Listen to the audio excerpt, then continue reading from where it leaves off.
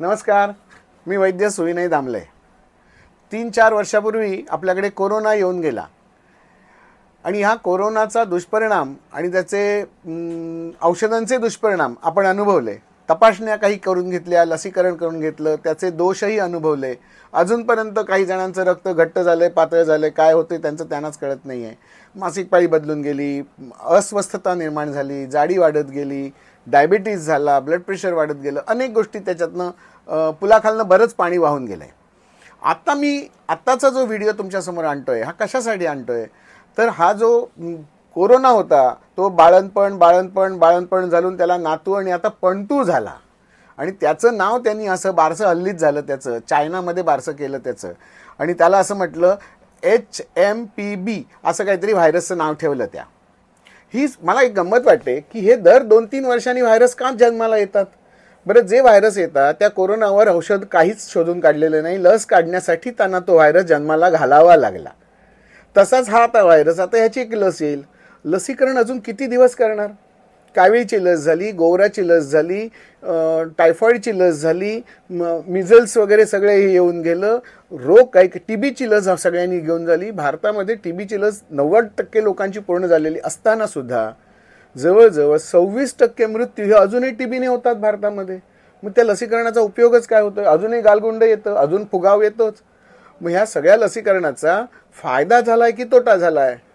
काही जण म्हणतात की देवी नष्ट झाली किंवा चिकन पॉक्स येत नाही, आता सगळं खोटं आहे, अजूनही अस्तित्वात आहे, रूप बदलून फक्त तुमच्या समोर येत आहे। एक राक्षस होता, या राक्षसाला मारण्यासाठी एक राजपुत्र तलवार घेऊन जातो, त्या राक्षसाला मारणार तोपर्यंत त्या राक्षसाचं रूपांतर होतं आणि तो अजगर होऊन तो एका जमिनीमध्ये जाऊन बसतो। त्या बिळात गेलेल्या अजगराला बाहेर काढण्यासाठी प्रयत्न केले जातात, तेवढात तो अजगर आपलं रूप बदलतो आणि गरुड होऊन उडून जातो। त्या गरुडाला मारण्याचा प्रयत्न केला तर ते वटवाघूळ होऊन उडून जातं, वटवाघाला मारण्याचा प्रयत्न केला विंचू होऊन दगडांच्या मध्ये जाऊन बसतो, विंचवाला मारण्याचा प्रयत्न केला तर डास होऊन उडून जातो। आता डास गेला, मध्ये कोंबड्या येऊन गेल्या, गायी येऊन गेल्या, डुकरं येऊन गेली, हे सगळे वेगवेगळ्या रूपामध्ये हे व्हायरस यांच्या शरीरात प्रवेश करत होते आणि ते आम्हाला असे चिडवून दाखवत होते। आताचा जो व्हायरस आहे हा व्हायरस नाकातनं येणार नाही, कानातनं येईल, केसातनं येईल, डोळ्यातनं येईल, त्वचेतनं शिरेल, कुठूनही शिरेल।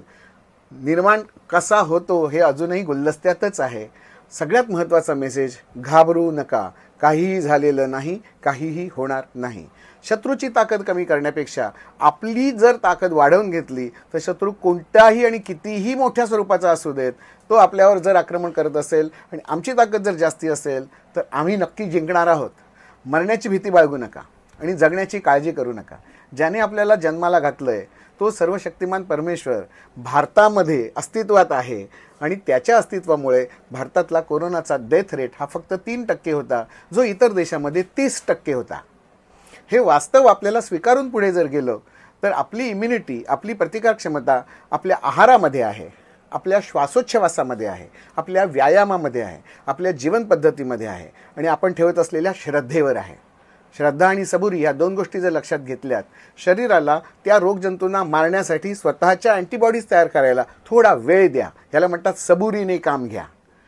आणि तो आहे सर्वशक्तिमान, तोच माझ्या शरीरात आहे आणि तो माझं नुकसान कधीही करणार नाही, ही श्रद्धा जर असेल तर आजचा हा जाऊ देत, त्याचा पणतू, त्याचा आणखीन काहीतरी वेगळ्या रूपामध्ये सगळे राक्षस पुढच्याही वर्षी आणखीन 2-4 वर्षांनी आणखीन एक नवीन बारसं होऊन तुमच्या समोर येणार आहे। घाबरून जाऊ नका, आमच्या पुढच्या पिढ्या जशा वाढत जाणार तशा या रोगजंतूंच्या पिढ्या देखील पुढे वाढत जाणार आहेत। देव आणि दानव यांचं स्थूल आणि सूक्ष्मातलं हे युद्ध जे आहे हे असं सुरू राहणार। आपल्याला त्याला सामोरं जायचं आहे आणि जिंकायचं आहे। मागे फिरायचं नाही, लढाई सोडून द्यायचं नाही, पुढे जायचं आणि जिंकायचं। धन्यवाद।